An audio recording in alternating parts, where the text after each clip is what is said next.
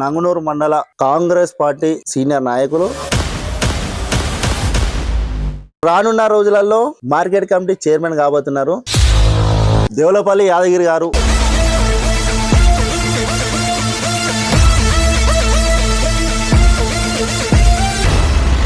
అన్నకు అడ్వాన్స్ గా కంగ్రాచులేషన్స్ అన్న. Thank you. Doctor YS Rajasekhar Reddy గారు మరణించిన తర్వాత ఒక బస్సు ఒక నెట్వర్క్ సంబంధించిన టవర్ ని తగలబెట్టారని ఆరోపణలు వస్తున్నాయి. రాజశేఖర్ రెడ్డి గారి మీద ఉన్న అభిమానం అటువంటిది. అంటే అభిమానం ఉంటది అభిమానం, కానీ ఈ బస్సులను ఈ నెట్వర్క్లను తగలబెడితే ఇబ్బందులు జరగాయా? రాజశేఖర్ రెడ్డి గారి మీద ఉన్న అభిమానంతో ఏవి కనవల్లే. రాజకీయంలో నేను కాంగ్రెస్ పార్టీలో కొనసాగడానికి ఆదర్శంగా తీసుకున్నది వైఎస్ రాజశేఖర రెడ్డి గారు. ఆయన రాజకీయ జీవితంలో మొత్తము పార్టీకి ప్లస్ పార్టీ కార్యకర్తలకు వారి ఎదుగుదలకు పోరాటపడాలనే ఒక మంచి నాయకుడు. మాట తప్పని రాజన్నా మడమ తిప్పని మనిషివయ్యా. ఇంత ప్రజాధనం ఉన్న తర్వాత కూడా కష్టకాలంలోనే కాంగ్రెస్ పార్టీలో సర్పంచ్ గెలిచి సెకండ్ టైం ఈ జెడ్పీటీస్ గా పోటీ చేసినప్పుడు ఓడిపోవడానికి గల కారణం ఏంటి? ఒక మామూలు సర్పంచ్ని ఓడగొట్టడానికి హరీష్ రావు గారు ఆయనకు సంబంధించిన వ్యక్తులను దాదాపు కౌన్సిలర్ స్థాయి నుంచి జెడ్పీ చైర్మన్ల వరకు దాదాపు ఒక 2 ఎమ్మెల్యేలు కూడా తిరిగిన సందర్భం. బీఆర్ఎస్ పార్టీ నుంచి లేదా మంత్రి హరీష్ రావు గారు కూడా స్వయంగా అయిన పార్టీ మారు అని చెప్పి ఎలాంటి ఆఫర్లు కింద చేయలేరు మీకు? తెలంగాణ రాష్ట్రంలోనే ఆయన మేనేజ్ చేసేట్ల నెంబర్ 1 వ్యక్తి హరీష్ రావు. పార్టీ మారమని డబ్బులు ఇస్తా అని, ప్రాపర్టీస్ కొనిస్తా, బిజినెస్లు పెట్టిస్తా, వెహికల్ ఇప్పిస్తా, చాలా జరిగింది. కానీ ఏ రోజు అయినా ఎమ్మెల్యే కావాలనే ఒక లక్ష్యంతో మనం పనిచేస్తున్నాం. అంటే ఎమ్మెల్యేకి పోటీ చేయాలంటే మీరు ఒక సాధారణ కార్యకర్త, మీ దగ్గర అంటే అన్ని ఆస్తులు ఉన్నాయా? కాంగ్రెస్ పార్టీ ఏది చేయాలనుకుంటే అది చేస్తారు. That is Congress party. Siddipet అంటే హరీష్ రావు కంచుకోట అంటారు. ఈ కంచుకోటలో కాంగ్రెస్ పార్టీ జెండా ఎగరేయాల్సినంత సత్తా కాంగ్రెస్ పార్టీ నాయకుల దగ్గర ఉందా? ఒకప్పుడు సిద్దిపేట అంటేనే మదన్ మోహన్ అంటేనే సిద్దిపేట. అటువంటి పరిస్థితులలో చంద్రశేఖరరావు ఎమ్మెల్యే అయ్యిండు, మంత్రి అయ్యిండు, ముఖ్యమంత్రి అయ్యిండు. కేసీఆర్ తర్వాత హరీష్ రావు అయ్యిండు. రేపు ఇంకొకరు కూడా అవుతారు కదా. సహజం, అది మార్పు అనేది సహజం. ఎవరికి ఏది శాశ్వతం కాదు. కాంగ్రెస్ పార్టీ అధికారంలోకి వచ్చిన ఈ సంవత్సరంన్నర కాలంలోనే ఇంత అసంతృప్తి ఎందుకోసం వస్తుంది ప్రజలల్లో? ఇప్పుడున్న ఆర్థిక పరిస్థితులలో అదే కేసీఆర్ ఎన్నడో రాజీనామా చేసి వెళ్ళిపోయేటోడు. కాంగ్రెస్ పార్టీలో సిద్దిపేట నియోజకవర్గంలో ఇంకా గ్రూప్ రాజకీయాలు కొనసాగుతున్నాయి. అంటే ఈ కాంగ్రెస్ పార్టీ ఒకదాంట్లోనే గ్రూప్ రాజకీయాలు ఎందుకోసం సాగుతున్నాయి? గ్రూప్ రాజకీయాలు అనేది సహజం. ఎన్ని గ్రూపులు ఉన్నా పోటీ చేసే సమయానికి కాంగ్రెస్ పార్టీ నాయకులు ఏకతాటిపైన వస్తారు. ఖచ్చితంగా పార్టీకి సంబంధించిన వ్యక్తులను గెలిపించుకుంటారు.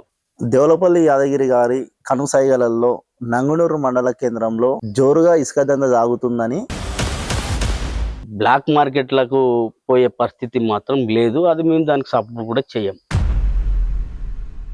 మాజీ మంత్రులు జగ్గారెడ్డి గారికి, దేవులపల్లి యాదగిరి గారికి, ప్రజెంట్ మంత్రి దామోదర్ రాజనరసింహ గారికి గల దగ్గరి సంబంధం ఏమిటి?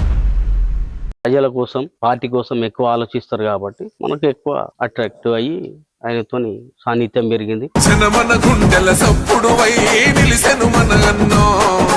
ప్రజల వెంట తన పయనంగా సాగెను ఓరన్నో. కాంగ్రెస్ జెండా ఎగరేసి ఎత్తుకోని కదులు, దామోదరన్నకే నా ఓటంటూ పట్టుబట్టి నడువు. మళ్ళీ అంటున్నారు కదా కేసీఆర్ గారే ముఖ్యమంత్రి అవుతాడు, కాంగ్రెస్ పార్టీ గుంపు మేస్త్రి అని అంటున్నారు సీఎం గారిని. కేసీఆర్ కు నీ గ్రామం ఏదైతే నిన్ను పెంచి పెద్ద చేస్తే, నిన్ను రాజకీయంగా పెంచి పెద్ద చేసింది సిద్దిపేట నియోజకవర్గం, నాట్ ఓన్లీ చింతమడక. నమస్తే, నేను మీ మేరు రాజేష్. మనతోని పాటు ఈరోజు కాంగ్రెస్ పార్టీ పిసిసి కార్యదర్శి దేవులపల్లి యాదగిరి గారు ఉన్నారు. అన్న నమస్తే. అన్న నమస్కారం. బాగున్నారన్నా? చాలా బాగున్నాను. మీరు ఎలా ఉన్నారు? బాగున్నామన్నా. దేవులపల్లి యాదగిరి గారి రాజకీయ ప్రస్తావం గురించి చెప్పండి. కాంగ్రెస్ పార్టీ అంటే నాకు మొదటి నుంచి వెళ్ళి చాలా అభిమానం. కాంగ్రెస్ పార్టీ అంటే ఎందుకు అభిమానం అంటే, మన భారతదేశంలో ఉన్న రాజకీయ పార్టీలల్లో మనం కింది స్థాయి నుంచి వెళ్ళి వచ్చినాం కాబట్టి పేద బడుగు బలహీన వర్గాలకు సంబంధించిన ఏ సంక్షేమ పథకం ఉన్నా కానీ, వారి మంచి చెడులు కానీ, వారి అభివృద్ధి కోసం ఎక్కువ కృషి చేసే పార్టీ ఏదైనా ఉంది ఈ దేశంలో అంటే అది కాంగ్రెస్ పార్టీ. అందుకోసమే చిన్నప్పటి నుంచి వెళ్ళి నాకు రాజీవ్ గాంధీ పైన, రాజశేఖర రెడ్డి గారి పైన ఉన్న అభిమానంతో నేను కాంగ్రెస్ పార్టీలో విద్యార్థి దశ నుంచి వెళ్ళి కాంగ్రెస్ పార్టీలో పనిచేయడం జరుగుతుంది. దేవులపల్లి యాదగిరి ఎంఆర్పిఎస్ తోని కలిసి పనిచేసి కాంగ్రెస్ పార్టీలోకి వచ్చిండా, లేదా కాంగ్రెస్ పార్టీలో పని చేసుకుంటా ఎంఆర్పిఎస్ లో పనిచేశారు? నేను విద్యార్థి దశ నుంచి వెళ్ళి కాంగ్రెస్ పార్టీలోనే ఉంటున్నా. అది కులానికి సంబంధించిన అంశం కాబట్టి పార్టీలకు అతీతంగా అందులో పనిచేయాల్సిన సందర్భం వచ్చినప్పుడు, మనం ఎస్సీ మాదిగ కులంలో పుట్టినాం, జాతి మేలు కోసం, జాతి అభివృద్ధి కోసం మనం ఆ జాతిలో పుట్టినాం కాబట్టి ఆ ఉద్యమంలో భాగంగా అందులో కూడా ఎంఆర్పిఎస్లో కూడా పనిచేయడం జరిగింది. దేవులపల్లి యాదగిరి గారు డాక్టర్ వైఎస్ రాజశేఖర్ రెడ్డి గారు మరణించిన తర్వాత ఒక బస్సు, ఒక నెట్వర్క్ సంబంధించిన టవర్ ని తగలబెట్టారని ఆరోపణలు వస్తున్నాయి. ఇది ఎంతవరకు నిజం? నిజంగా అది వాస్తవమే. మాకు రాజశేఖర్ రెడ్డి గారి మీద ఉన్న అభిమానం అటువంటిది. రాజశేఖర్ రెడ్డి అంటే ఆయన గురించి ఒక సైడే తెలిసిన వాళ్ళు కొంతమంది ఉంటే, ఆయనను రెండు దిక్కులా చూసిన వాళ్ళం మేము.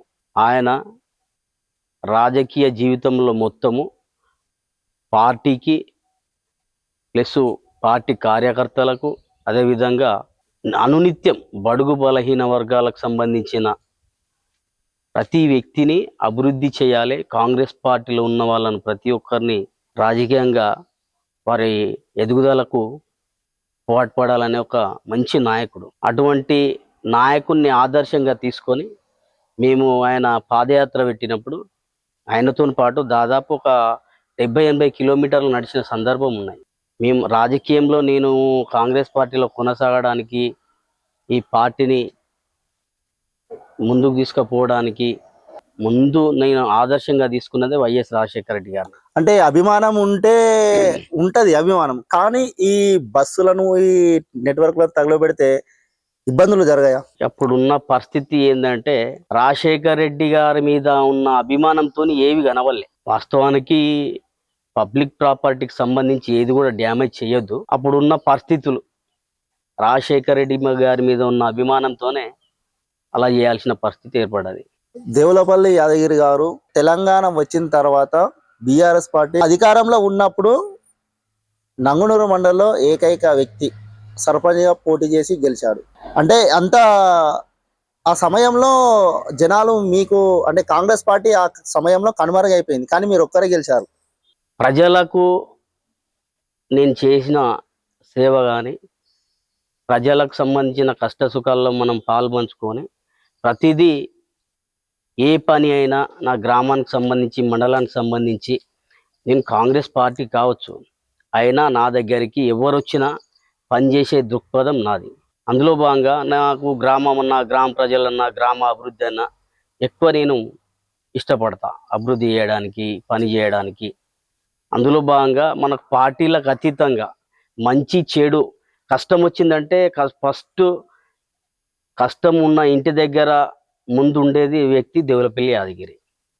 అందుకోసమే నా మీద ఉన్న ప్రత్యేకమైన అభిమానంతో, వ్యక్తిగతంగా నాకున్న అభిమానంతో మనకు ఓట్లేసి గెలిపించడం జరిగింది. హరీష్ రావు గారు ఆయనకు సంబంధించిన వ్యక్తులను దాదాపు కౌన్సిలర్ స్థాయి నుంచి వెళ్ళి జెడ్పీ చైర్మన్ల వరకు దాదాపు ఒక 2 ఎమ్మెల్యేలు కూడా తిరిగిన సందర్భం. ఒక మామూలు సర్పంచ్ని ఓడగొట్టడానికి నేను సింగిల్గా తిరిగిన. నాకు అప్పుడు మా పార్టీ నుంచి వెళ్ళి కొంచెం సపోర్ట్ ఉన్నది. మ్యాక్సిమంగా ఉన్న ఎఫర్ట్స్ మొత్తం పెట్టిండ్రు ఇక్కడ హరీష్ రావు గారు. ఆయన మా గ్రామ ప్రజలు నా మీద ఉన్న అభిమానం, మనం చేసిన పని, మనం చేసిన సేవ, అది గుర్తించి నన్ను భారీ మెజార్టీతో గెలిపించడం జరిగింది. అలా సర్పంచ్గా కొనసాగినప్పుడు బీఆర్ఎస్ పార్టీ నుంచి లేదా మంత్రి హరీష్ రావు గారు కూడా స్వయంగా అయినా పార్టీ మారు అని చెప్పి ఎలాంటి ఆఫర్లు కింద చేయలేరు మీకు? ఆఫర్లు ఆయన మేనేజ్ చేసుట్లో నెంబర్ 1 వ్యక్తి హరీష్ రావు. తెలంగాణ రాష్ట్రంలోనే ముందు చేసేదే ఆయన చేసేదే ఆ పని మేనేజ్ చేస్తాడు. నా దగ్గర కూడా చాలా మందిని పంపించడం జరిగింది. పార్టీ మారమని, డబ్బులు ఇస్తా అని, ప్రాపర్టీస్ కొనిస్తా, బిజినెస్లు పెట్టిస్తా, వెహికల్ ఇప్పిస్తా, చాలా జరిగింది. కానీ మనం అంతా ఇంట్రెస్ట్ లేదు, మనం దాన్ని తిరస్కరించి మనం కాంగ్రెస్ పార్టీ ఒక లక్ష్యంతో పనిచేస్తున్నాం. ఏ రోజైనా ఎమ్మెల్యే కావాలనే ఒక లక్ష్యంతో మనం పనిచేస్తున్నాం. మనం ఆ పార్టీ ఏంది, ఆ వ్యవస్థ ఏంది, మనం కళ్ళ ముంగట చూసిన కేసీఆర్ను కళ్ళ ముంగట చూసిన వ్యక్తే, హరీష్ రావు మా కళ్ళ ముంగట వ్యక్తే. కాకపోతే రాజకీయ పరిణామాల కొంత మార్పు జరిగింది. మనం కూడా ఒక స్థాయి పోవాలనే ఒక లక్ష్యంతో, ఏదో ఒక రోజు ఎమ్మెల్యే కావాలనే ఒక లక్ష్యంతో కాంగ్రెస్ పార్టీ, అది ఒక కాంగ్రెస్ పార్టీలోనే సాధ్యమవుతుంది. అంత కష్టకాలంలోనే కాంగ్రెస్ పార్టీలో సర్పంచ్గా గెలిచి సెకండ్ టైం ఈ జెడ్పీటీసీగా పోటీ చేసినప్పుడు ఓడిపోవడానికి గల కారణం ఏంటి? యాక్చువల్లీ నేను నిలబడితే ఒక రకంగా ఉండేది, మా భార్య నిలబెట్టిన కాబట్టి. ఆమె కొత్తగా, మండల ప్రజలకు అంత పరిచయం తక్కువ. అప్పుడున్న పరిస్థితుల్లో మొదటి విడతనే మన దగ్గర జెడ్పీటీసీ ఎలక్షన్లు, లోకల్ ఎలక్షన్లు మన దగ్గర మొదటి విడత జరిగినాయి. టీఆర్ఎస్ ప్రభుత్వం అధికారంలో ఉన్నది, హరీష్ రావు ఇక్కడ మంత్రి, ఇక్కడ బాగా పార్టీ ప్రభంజనం ఉన్నది. మా మిస్సెస్తో పోటీ చేయించడం జరిగింది. అప్పుడున్న పరిస్థితులల్లో నాకు కనుక టైం ఎక్కువ ఉంటే, ఇంకొక 4-5 రోజుల టైం కనుక నాకు సమయం ఇంకా దొరికి ఉంటే ఖచ్చితంగా నేనే గెలిచేటోని.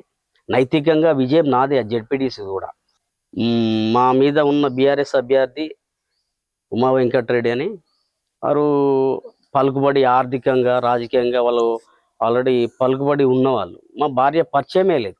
ఇంతకుముందుకు ఉమా వెంకటరెడ్డి గారు ఇక్కడ జెడ్పీటీసీ చేసిరు. 2003-2004 సందర్భంలో ఆమె జెడ్పీటీసీ అయ్యింది తెలంగాణ ఉద్యమం మొదటి దశల్లోనే. కానీ మా భార్య కొత్తగా ప్రజలకు తెలియని వ్యక్తి అయింది. ప్లస్ మాకు ప్రచారం చేసుకోవడానికి అంత సమయం లేదు. అదొక ఎత్తు అయితే, మా మీద పోలీస్ ప్రెషర్ బాగా ఉన్నది. హరీష్ రావు గారు పార్టీ మారలేదని ఒక కోపంతో దాదాపు 100కు పైగా మా మీద కేసులు చేయించడం జరిగింది. అన్ని పార్టీ కేసులు.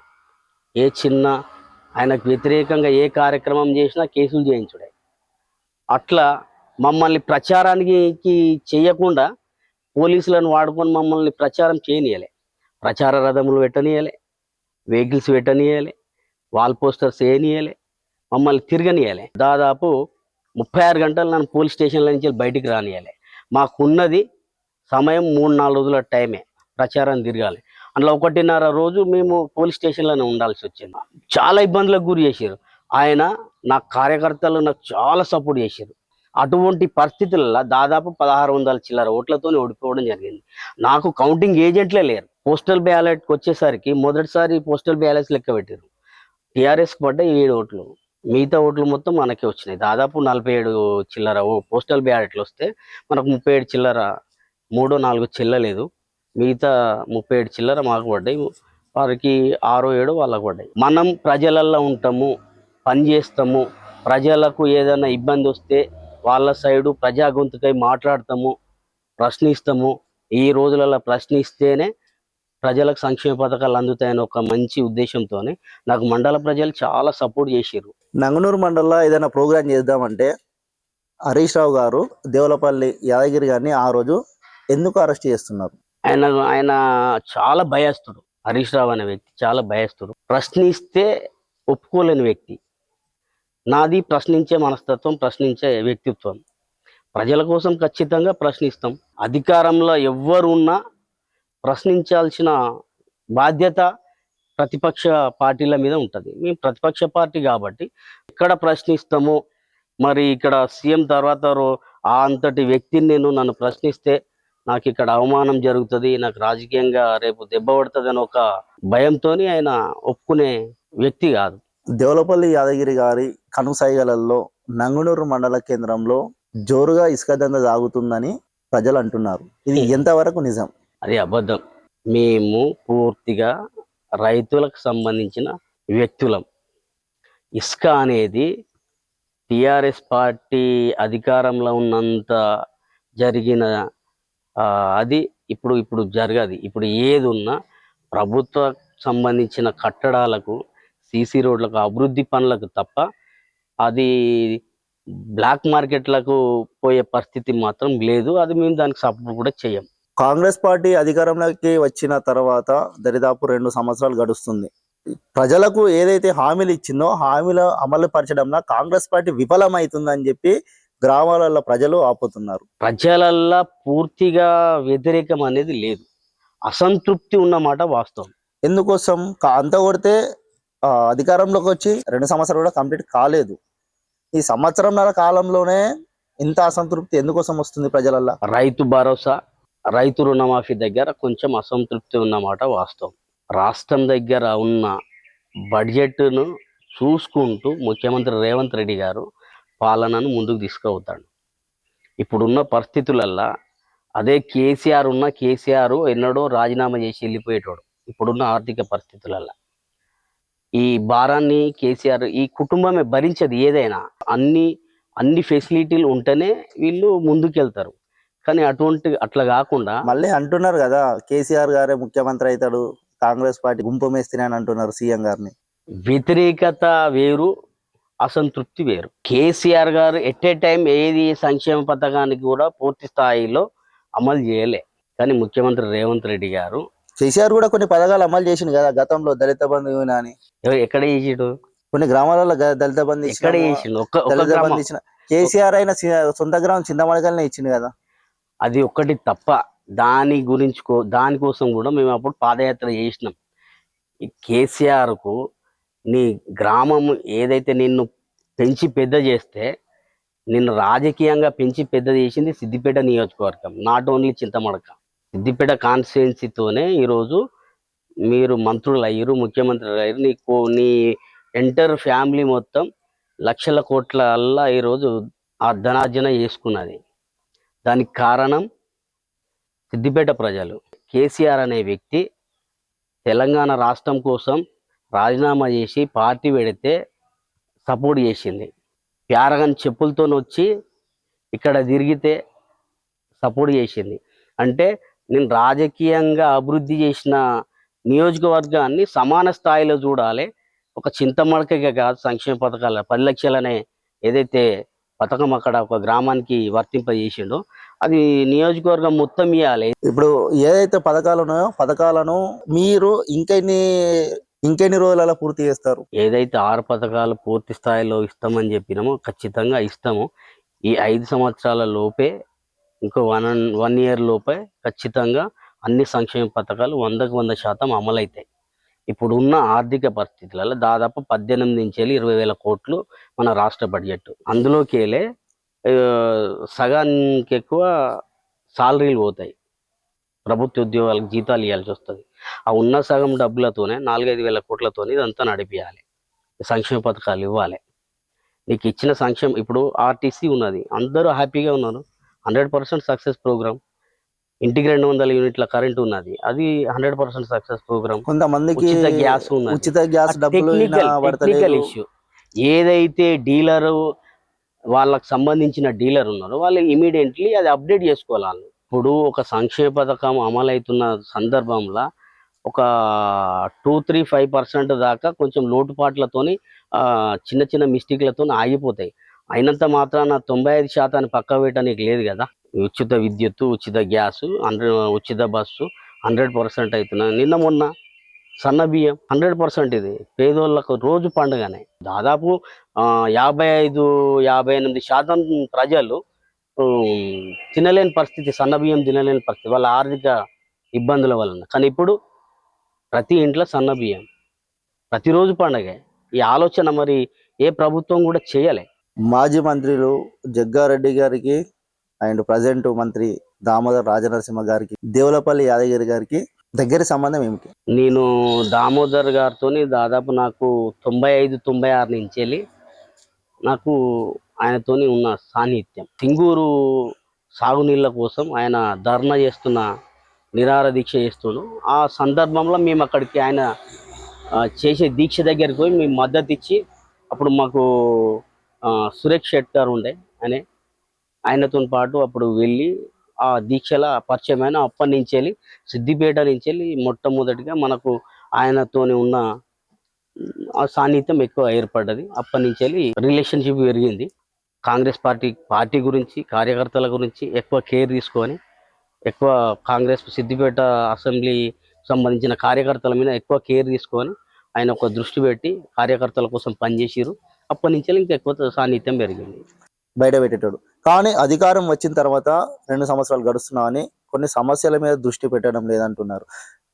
ముఖ్యంగా నంగనూరు మండల కేంద్రంలోని గవర్నమెంట్ హాస్పిటల్ గతంలో ఎన్నోసార్లు ప్రెస్ మీట్లు పెట్టారు, కానీ ఇప్పుడు ఎందుకు పెడతలేరు? ఏదైతే దామోదర్ రాజనరసింహ గారు ఉన్నారో ఆయననే వైద్య ఆరోగ్య శాఖ మంత్రి కాబట్టి నేను ఆయన దృష్టికి తీసుకుపోయినా. ఏదైతే ఇప్పుడు బిల్డింగ్ 50 పడకల హాస్పిటల్, అది నేను సర్పంచ్గా ఉన్నప్పుడే డొక్క మాణిక్య వరప్రసాదరావు గారు ఆయన అప్పుడు ఆరోగ్య శాఖ మంత్రులు ఉండే. ఇదే మంత్రి హరీష్ రావు గారు ఇదే ఆసుపత్రిని ఇక్కడి నుంచి వెళ్ళి తీసేసి రాజగోపాల్పేటలో పెడదామని ఒక ఆలోచన ఆయనకు ఉండే. తీసేయాలని చెప్పేసి పర్మిషన్ కోసం ఈయన లెటర్ కూడా పెట్టిండి. నేను ఎమ్మెల్యేగా ఉన్నప్పుడు. ఇప్పుడు కాంగ్రెస్ ప్రభుత్వమే, మంత్రి గారు ఛాంబర్కి పోయిన తర్వాత ఆయన లెటర్ ఇస్తే ఏమున్నది, ఇక్కడి నుంచి షిఫ్టింగ్ గురించి లెటర్ ఇచ్చిండు. అన్న ఇది నా ఊరు, నేనే సర్పంచ్, ఇప్పుడు తీసేయద్దన్న, ఇది మదన్ మోహన్ గారు ఉన్న సమయంలో 33 పడకల ఆసుపత్రి ఆయన తీసుకొచ్చిండు. ఇది చాలా బ్రహ్మాండంగా నడిచేది. ఇది మా ఊరు దాదాపు 3 జిల్లాల సరిహద్దులో మా గ్రామం ఉంటుంది. దాదాపు 3 జిల్లాలకు సంబంధించిన ప్రజలు ఇక్కడికి ఎడ్ల బండ్లు కట్టుకొని వచ్చి ఇక్కడ వైద్యం చేయించుకొని పోయేటోళ్ళన్న. చాలా బాగా నడిచింది.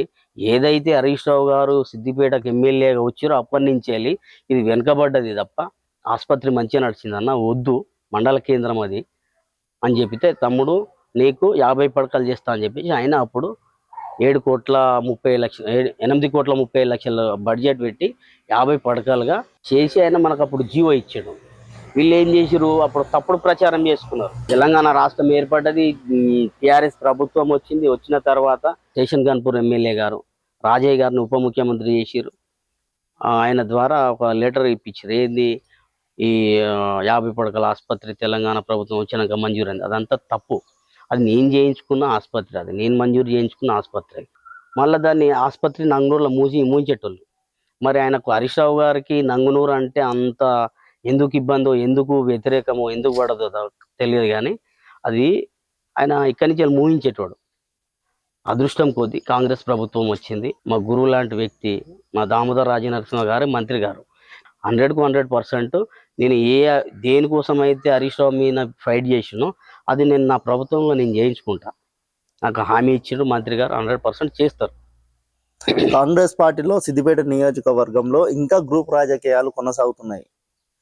ప్రజలు అంటున్నారు, అటు కాంగ్రెస్ పార్టీ సొంత నాయకులే అంటున్నారు. పార్టీలు అంటే అందులో కాంగ్రెస్ పార్టీ ఖచ్చితంగా గ్రూపులు లేకపోతే పార్టీ కాదు. కాంగ్రెస్ పార్టీ ఆదేశాల మేరకు పాదయాత్ర చేస్తున్నారు. ఆ పాదయాత్రకు సీనియర్లు ఎవరు రావడం లేదంటున్నారు. ఇది ఎంతవరకు నిజం? నేను పిసిసి సెక్రటరీ అయినప్పటికీ నేను ఓన్లీ నా మండలాన్ని తిరుగుతున్నా. నా మండల్లో నా కార్యకర్త నాకు 100% నాకు సపోర్ట్గా ఉంటారు, మద్దతుగా ఉంటారు. మీ మండల్ పక్కన పెడితే మీ కాన్స్టిట్యున్సీ ఒకటే. మీ కాన్స్టిట్యున్సీలో జరుగుతున్న గ్రూప్ రాజకీయాలు, కాంగ్రెస్ పార్టీల గ్రూప్ రాజకీయాలు కామనే. అంటే కాంగ్రెస్ పార్టీలో గ్రూప్ రాజకీయాలు అంటే మిగతా పార్టీలలో గ్రూప్ రాజకీయాలు లేవు అని బయట పార్టీల వాళ్ళు కూడా చెప్తున్నారు. అంటే ఈ కాంగ్రెస్ పార్టీ ఒకదాంట్లోనే గ్రూప్ రాజకీయాలు ఎందుకోసం సాగుతున్నాయి? బీఆర్ఎస్ లా ఎన్ని గ్రూపులు ఉన్నాయో మీకు తెలుసు. మా మండలనే 5-6 గ్రూపులు ఉన్నాయి. బీఆర్ఎస్ అనేది కేవలం దాదాపు 3-4 కోట్ల జనాభా ఉన్న రాష్ట్రానికి పార్టీ. దాదాపు 132 కోట్ల జనాభా ఉన్న దేశానికి మా పార్టీ. గ్రూప్ రాజకీయాలు అనేది సహజం. ఏది ఏమైనప్పటికీ ఎన్ని గ్రూపులు ఉన్నా ఏదైనా పోటీ సందర్భంలో పోటీ చేస్తున్న తరుణంలో ఖచ్చితంగా అందరం కలిసి పనిచేసే విధంగా మేమైతే చూసుకుంటున్నాం. అంటే అధికారంలోకి వచ్చి 2 సంవత్సరాలు గడుస్తున్నా కానీ ఎన్నికలు ఎందుకు పెట్టడం లేదు? తెలంగాణ రాష్ట్రం ఏర్పడ్డ తర్వాత ఈ సహజంగా ఒక 2 కమ్యూనిటీలకు విభజించి పాలించే మనస్తత్వం ఎక్కువ ఉంటుంది. కొన్నిటికి ప్రజలను దూరం చేస్తారు. ఎస్సీ ఎస్టీ బీసీ మైనార్టీ అణగారిన కులాలకు సంబంధించిన ప్రజలను చదువుకు అధికారానికి దూరం చేస్తారు. తెలంగాణ రాష్ట్రం అనేది బాగా చైతన్యవంతమైన రాష్ట్రం, బాగా చైతన్యవంతమైన ప్రజలు. ఈ ప్రజలు గనక ఇదే చైతన్యంతో ఉంటే, కలిసిమెలిసి ఉంటే, రానున్న రోజుల్లో కేసీఆర్ పాలసీ ఏంది, ఒక ఒక ఒక లక్ష్యంతో ఆయన పార్టీ పెట్టాడు. నీకు రజాకార్ల టైంలో ఎట్లయితే ఈ తెలంగాణ రాష్ట్రాన్ని పాలించినమో అదే విధంగా పాలిద్దామని ఒక లక్ష్యంతో ఆయన పెట్టిండు. అది సాధ్యం కాదు అనేది మొన్ననే తేటతెల్లమైంది. నీకు తెలంగాణ రాష్ట్రాన్ని మొత్తం విభజించేసాడు, మండలాలుగా, జిల్లాలుగా మొత్తం అస్తవ్యస్తం చేసాడు. ఇంకొకటి, ఏదైతే ధరణి పోర్టల్ తీసుకొచ్చి ప్రజలను ఎప్పుడైనా ప్రజలు ఒక తీరిక ఉన్న సమయంలో ఖచ్చితంగా ప్రభుత్వం ఎట్లా నడుస్తుంది అని ఒక ఆలోచన చేస్తారు. అలాంటి ఆలోచన చేయకుండా ఒక ధరణి తీసుకొచ్చి, ఈ ధరణిలా నీకు ఏం రికార్డ్ అనేది ఏముండదు, మొత్తం ఆన్లైన్. ఎవరిది ఎప్పుడు ఎంత ల్యాండ్ ఆన్లైన్లోకి వెళ్ళిపోతుందో ఎవరికి తెలియని పరిస్థితి. ఎవ్వరు కూడా నా మీద ఆలోచన చేయొద్దని చెప్పేసి ప్రతి ఒక్క రైతుది సుమారు నంగునూరు మండలంలోనే 5-6 వేల ఎకరాలు నీకు ఆన్లైన్లోకి వెళ్ళి తీసేసారు. 10 గుంటలు, 15 గుంటలు, 20 గుంటలు, ఎకరం, 2 ఎకరాలు. ఎందుకు? ఈ ఈ ప్రభుత్వం మీద ఆలోచన చేయొద్దు, ప్రభుత్వం మీద చర్చ జరగద్దు. అట్లనే మొత్తం అస్తవ్యస్తం చేశారు. ఇది కొంచెం సెట్ అయ్యే వరకు కొంచెం టైం పడుతుంది. ఈ తెలంగాణ రాష్ట్రం వచ్చిన తర్వాత కొత్త పంచాయతీరాజ్ చట్టం తీసుకొచ్చి పెట్టిండు. చేయొచ్చా చేయరాదా అని ఒక న్యాయ నిపుణులతో తీసుకొని ఎన్నికలు నిర్వహిద్దామన్నది రేవంత్ రెడ్డి గారి ఆలోచన. రేవంత్ రెడ్డి గారు కూడా ఏదైతే ఈ కొత్తగా ధరణి క్యాన్సల్ చేసి భూమాత అనే పథకాన్ని అమల్లోకి తీసుకొచ్చిండు, అది గతంలో 2 నెలలు 3 నెలల కిందటనే అమలు అవుతుంది అన్నారు. అది కూడా ఇంతవరకు అమలు కావడం లేదు. అట్లా నెక్స్ట్ కొత్త రేషన్ కార్డులు కూడా అమలు అవుతాయి అని అంటున్నారు, అది కూడా పెండింగ్ లో పడుతుంది అంటున్నారు. కొత్త రేషన్ కార్డులు ఆల్రెడీ సర్వే జరుగుతుంది. ఏదైతే దరఖాస్తులు పెట్టుకున్నారో ఆ దరఖాస్తుల ప్రకారం గ్రామాలలోకి వెళ్ళి ఆర్ఐలు ప్లస్ సూపరింటెండెంట్లు వెళ్ళి ఆ గ్రామాలలో అర్హుడా అనర్హుడా, ఇవ్వచ్చా ఇయ్యరాదా అని ఒకటి సర్వే చేసి ఇచ్చేస్తారు. ఇక వారం 10 రోజులలో రేషన్ కార్డులు కంప్లీట్ అవుతాయి, అందరికి వచ్చేస్తాయి. ఏదైతే భూమాత అనేది తీసుకొద్దామని అనుకుంటుండో కేసీఆర్ కొన్ని కాలమ్స్ తీసేసిండు. ఇప్పుడు మన తెలంగాణలో నమ్మకంతో తెల్ల పేపర్ల మీద ఎంతోమంది భూమి కొనుగోలు చేశారు. అవి ఇంకా రికార్డులు మారలేదు. ఈ ధరణి పుణ్యమా అని ధరణి వచ్చిన తర్వాత దాదాపు 20-30 ఏళ్ళ కింద కొన్ని రికార్డు ఉన్నా కానీ మళ్ళీ ధరణి వచ్చిన తర్వాత ఏమైందంటే ఎవరైతే అమ్మిన వ్యక్తి ఉన్నారో అదే వ్యక్తికి మీదకి వెళ్ళిపోయింది. ప్లస్ ఇంకొకటి, కబ్జా కాలాన్ని తీసేసారు. కబ్జా కాలం అనేది ఖచ్చితంగా ఉండాలి. దానికి ఒక బూచి సాకుగా ఏం చూపించారు, ఎవరైనా కౌలుకి ఇస్తే కబ్జాలో వస్తుంది, కబ్జా రాయించుకొని మళ్ళీ ఆ పట్టదారికి మోసం చేస్తారుగా అని చెప్పేసి ఇది ఒక బూచిగా చూపించి ఆ రెవెన్యూ ఈ తెలంగాణ ప్రభుత్వం వచ్చిన తర్వాత ఆ సామాజిక వర్గం తెలంగాణ రాష్ట్ర వ్యాప్తంగా దాదాపు 5-6 లక్షల ఎకరాలను కొనుగోలు చేసింది. ఇప్పుడు ఎప్పుడైనా ఎంఆర్ఓ తహసీల్దార్ ఆఫీస్కి పోతే మనం పహాని చూసే సందర్భంలో అందరి పేర్లు ఓపెన్గా కనబడతాయి. ఆ సందర్భం ఏమవుతుందంటే ఎవరికి ఎంత భూమి ఉన్నది, ఎవరు ఏంది అనేది ఎక్కడ ప్రజలకు తెలుస్తుందో అని చెప్పేసి తెలియవద్దు అనే ఒక ఉద్దేశంతో విఆర్ఓలను తీసేసింది. అందుకే విఆర్ఓలు సమాచారం ఇస్తారు, పలానా కేసీఆర్ పలానా గ్రామంలో 100 ఎకరాలు ఉన్నాడు, ఇట్లా సమాచారం ఇస్తారు, లీకులు ఇస్తారు అని చెప్పేసి ఓన్లీ వాళ్ళ కోసమే రెవెన్యూ వ్యవస్థల విఆర్ఓ వ్యవస్థను మొత్తం తీసి పక్కన పెట్టాను. స్థానిక ఎన్నికలు వస్తే ఆ స్థానిక ఎన్నికలలో కాంగ్రెస్ పార్టీ ఎన్ని సీట్లు కైవసం చేసుకుంటుంది? మా మండలికి వచ్చేసరికి ఈసారి జెడ్పీటీసీ ఎంపీపీ 2 కైవసం చేసుకునే విధంగా మేము అదే ప్లాన్తో ముందుకు పోతున్నాం. ఖచ్చితంగా మేము అది చేసుకుంటాం. నియోజకవర్గంలో కూడా ప్రయత్నం చేస్తాం. కాంగ్రెస్ పార్టీ ఎక్కువ సీట్లు గెలుచుకునే విధంగా ప్లాన్ చేసి ప్రయత్నం చేస్తాం. సిద్దిపేట అంటే హరీష్ రావు కంచుకోట అంటారు. ఈ కంచుకోటలో కాంగ్రెస్ పార్టీ జెండా ఎగరేయాల్సినంత సత్తా కాంగ్రెస్ పార్టీ నాయకుల దగ్గర ఉందా? మదన్ మోహన్ గారు ఒకప్పుడు సిద్దిపేట అంటేనే మదన్ మోహన్ అంటేనే సిద్దిపేట. అటువంటి పరిస్థితులలో చంద్రశేఖరరావు ఎమ్మెల్యే అయ్యిండు, మంత్రి అయ్యిండు, ముఖ్యమంత్రి అయ్యిండు. కేసీఆర్ తర్వాత హరీష్ రావు అయ్యిండు, రేపు ఇంకొకరు కూడా అవుతారు కదా. సహజం, అది మార్పు అనేది సహజం. ఎవరికి ఏది శాశ్వతం కాదు. నామినేటెడ్ పదవులు పార్టీలో ఇంతవరకు ఎవరికి ఇవ్వడం లేదని అంటున్నారు. అంటే మీ పార్టీలో మీకే నామినేటెడ్ పదవులు ఇస్తే గ్రూప్ రాజకీయాలు చేసుకుంటా గొడవలు పెట్టుకుంటున్నారు అంటున్నారు. మధ్య దాదాపు ఒక 8 నెలల వరకు వేరే ఎలక్షన్స్ అవి ఇవి వచ్చి డిస్టర్బ్ అయినాయి కానీ అంటే తెలంగాణ ఓవరాల్ మొత్తంలో సిద్దిపేట ఇంకొక 2 కాన్స్టిట్యూన్సీల మధ్యలోనే ఆగిపోయినాయి. బట్ మెయిన్ అయితే సిద్దిపేట. ఇప్పుడు గజ్వేల్ ఉంది. గజ్వేల్ మార్కెట్లు దాదాపు 4 ఏమో ఉన్నాయి, అందులో ఒకటి ఇచ్చిర్రు. గజ్వేల్ ఒకటి ఇచ్చిర్రు, మిగతా అట్లనే ఉన్నాయి. మొన్న ఏదో ఆత్మ కమిటీ చేసినట్టు ఉన్నారు. ఇక దుబ్బాక ఒకటే ఇచ్చిర్రు, తొగుట ఇచ్చిర్రు, మిగతా అట్లనే ఉన్నాయి. సిద్దిపేట ఉన్నాయి, సిద్దిపేట 3 ఉంటాయి, 3 అట్లనే ఉన్నాయి. అదేం లేదు, ఇప్పుడు ఉన్న పరిస్థితుల దృష్ట్యా వీలుగాక అయితలేదు కానీ ఈ మంత్ అయిపోతాయి. అంటే వీలు కాకనా లేకుంటే నాకు కావాలని గ్రూప్ రాజకీయాలు చేసుకుంటారు, లొల్లి పెట్టుకుంటారు అని పెండింగ్ లో పెడుతారు. ఒక పదవిని 10 మంది ఆశిస్తారు. ఒరిజినల్ గా పనిచేసిర్రు, నీకు ఆ కార్యకర్తలు ఉన్నారు, అందరికీ న్యాయం జరిగేది ఒక్కరికే. ఒక సీటు ఉన్న 10 మంది అడుగుతారు. పొడితత్వం మిరిగింది, అయినా సెట్ చేసిర్రు, ఫైనల్ అయినాయి. నాకు తెలిసి ఈ మంత్ అయిపోతాయి అనుకుంటా.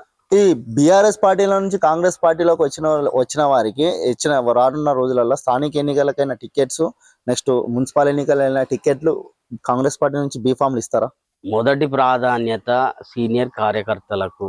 కాదన్నప్పుడు సీనియర్లను అసలు కాంగ్రెస్ పార్టీలో పట్టించుకుంటూ లేరు. మొన్నటి నుంచి పార్టీలు జాయిన్ అయ్యే పట్టించుకుంటారు అని సొంత పార్టీ నాయకులే బయట పోయి ఎడతా ఉన్నారు. అది ఒక్కరిద్దరు ఏదైనా వ్యక్తిగతంగా ఏదైనా ఉంటే చెప్పలేము వాళ్ళకి తప్ప, అదేముండదు పరిస్థితులలో. ఖచ్చితంగా కాంగ్రెస్ పార్టీ నిజమైన కార్యకర్తలను గుర్తించుకున్నది, ఖచ్చితంగా వారికి న్యాయం చేస్తుంది.